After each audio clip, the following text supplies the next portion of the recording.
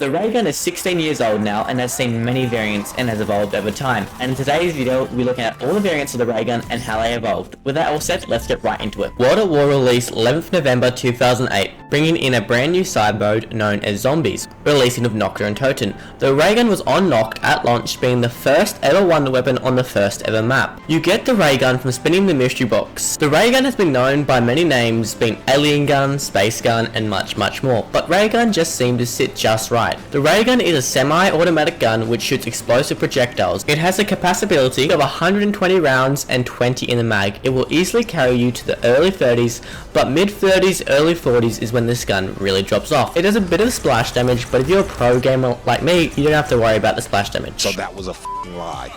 The Reese was the first time you could pack the ray gun. Now if you don't know what pack punch is, it's basically a machine in which you chuck your gun in for 5k and you get a 2 times better version, if not better. Once packed, the ray gun has 40 bullets in a mag and 200 in reserve, so really good. Once packed, it will easily get you to the mid 40s. World at War set an amazing blueprint for the ray gun going forward. Not crazy overpowered like some weapons, but also not too weak like the Ice Cube Wonder weapon on 5, but also being really fun and unique and quirky and looking out of this world. Almost like what Zombies used to be before Operators, so back to the point. Then released Black Ops 1 on November 9th, 2010. On Kingdom of the Toten was the first time we ever saw the ray gun back again, and it was back and it was better. It was stronger, looked better, could easily carry you to the early 40s once Pack-a-Punch, maybe mid 40s if you're getting good with it. On Ascension, Call of the Dead, Shangri-La, and Moon was the first time we had a new perk called PhD Flopper. It would negate all explosive damage from any weapon, so you could hold out a grenade, cook it, and not take any damage.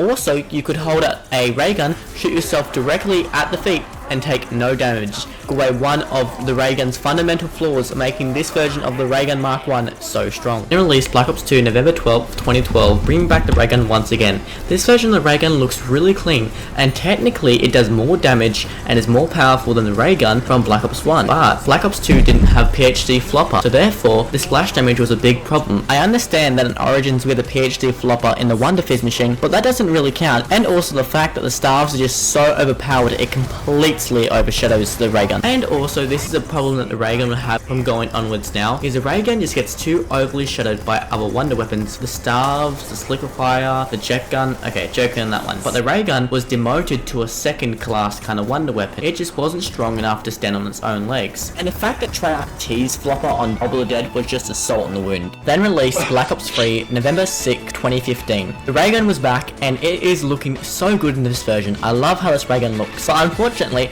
unlike its looks, the ray gun arguably is at its worst in this version. Not because it isn't very powerful, I would argue it is as powerful as the Black Ops 2 version, but the fact that there is a new feature called double pack-a-punching. So you could grab the first weapon you see, the RK5 or the Shiva in a spawn room, and you could double pack-a-punch it, and it will have an infinite damage mod. Now yes, there is a cooldown which is 10 seconds for most of them, but if you get double tapped it turns into 5. So on round 100, if you're using the RK5 off the wall, and you wait every 5 seconds, you'll kill a couple zombies. But with the ray gun around 100, you will need to shoot at least an entire ray gun pack-a-punch into them just to kill a singular zombie. So the ray gun is outclassed by every definition of the word. I really love how it does look in this game, but unfortunately there is just no point in using it because it is just so overclassed by every weapon that is on the wall, in the mystery box. Even though it is the worst weapon in the game, it is better than the ray gun, and that is so wrong. Then came Black Ops 4 with most of the same problems with Black Ops 3, if not more. Now I don't know if it's just me, but I just don't like how this version of the ray gun looks at all. But at least Black Ops 4 had PhD Flopper once again, but you need it in your modifier slot for it to actually work fully. But if you're chucking on Flopper, you might as well use a Hylian Salvo because it is way better than the ray gun. Then released Cold War, and the ray gun dusts off its scratches and bruises from Black Ops 3 and Black Ops 4 and picked up its crown once again. This version of ray gun Mark 1 is by far one of the best ever, and you can also combine this with Ring of Fire and easily get to the hundreds without even breaking a sweat, and in my opinion this is the best looking version of ray gun so far. Also on Cold War there was a new feature known as Pack-a-Punch. You can now pack-a-punch your gun up to 3 times, being level 1, level 2 and level 3. Level 1 costing 5 grand, level 2 costing 15 grand, and level 3 costing 30 grand. Now this significantly gives a lot more damage to the ray gun and reload speed, but for sake of fairness for the games I only had one tier of pack-a-punch. From now on, which is Cold War, Vanguard and MW3, I'll only be judging them on level 1 pack-a-punch, just for sake of fairness. And then Vanguard released and didn't even release with the ray gun at launch.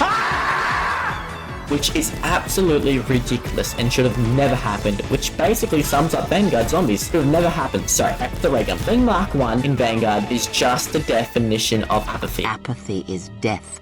Worse than death. The ray gun on Vanguard is just okay. The reload speed on it takes forever for some reason, and for some reason there's a lot of kickback when you shoot it, so it's actually really hard to aim. Then came MW3, and the ray gun is just meh. Even with its buffs this season, it's still just slightly better than any other gun, but slightly better. On tiers 1 and 2 it holds up okay, but tier 3 it just doesn't hold up compared to other weapons. The ray gun Mark 1 also had an appearance in Black Ops Arcade. Not a lot of people know about this one because Black Ops Arcade isn't the most played side mode in COD Zombies. There was 3 variants of this ray gun Mark 1, the Black Ops 1, Black Ops 3, and Black Ops Cold War version. They all basically feel and play the same. Super cool, super fun. Was thinking of adding this into the Mark 1's evolution, but I thought it was just too different, the Dead Ops Arcade being a completely different side mode, but I thought I would mention it in this video. So now we're going back to the Mark 2, first released on Black Ops 2, and more specifically released on Buried, and on every other map if you bought Buried as DLC. The Mark 2 has a new slick design and altered the Mark 1 quite a bit, and is now a true burst shot instead of a singular. There is 21 rounds in the mag and does no splash damage to the players, so quite a bit better and was a really nice change of pace from the regular ray gun. Then again on Black Ops 3, the Mark 2 was back, looking even better than its Black Ops 2 counter, but again the same problem with the Mark 1, it's overshadowed by double pack punch, but at least it was released on the Chronicle map, so we got to play the Mark 2 with maps that never had it before. Then came Black Ops 4 with the Mark 2 once again. It was definitely the weakest out of all the Mark 2 so far, and also being badly overshadowed by double pack. But sadly, this is where the Mark 2 stops. We haven't seen it in any game since Black Ops 4, and I would really like to see it once again. Just quickly, if you're enjoying this video, consider subscribing and hitting that like button, it really helps in the algorithm. Now for the Mark 3, probably one of my favorites and most unique out of the bunch. It's basically the Mark 1 combined with a black hole, creating a ray gun so creative and so cool. Another reason to love Grad Crazy. It's a pretty underrated map in my opinion, and this is the only time we have seen this gun and have yet to get it back. And I hope to see it at least one more time. The Mark 3 will easily carry you into the high 70s, low 80s. Now we move on to the first elemental ray guns on this list, the versions Z, Y, X, and W, which I'll be referring to from now on as a Mark 2.5 for the sake of simplicity. Instead of calling them Z, X, Y, and W, I'll just be referring to what all they look like. The first and worst in my opinion is the Lightning, which is basically the flamethrower from Modern War, or the wonder weapon from Buried. An infinite bullet gun just slowly regains ammo and doesn't do that much damage, and I really just don't like this version. Then we have the electric Mark 2.5, which is a super cool. It does a decent amount of damage pack, but once double packed, it becomes an akimbo, which is just so much fun to use, and come on man, it's 2 ray guns, so basically double the fun. Then we have fire/grenade variant, which is pretty cool. It does a heap of splash damage and basically works as a grenade launcher, but it's a ray gun, so pretty cool. And last but definitely not least is a shotgun variant, which is the ray gun with a wider spread, being pretty cool but feeling a bit too close to just a regular ray gun. Now we have the Ray K, which is maybe my second favorite out of all these ray gun variants. It is basically if an AK-40 had a baby with a ray gun, and this is what you would get: a fully automatic ray gun in the shape of an AK, but shooting ray gun projectiles. And I also love how you acquire this variant. So much you can do.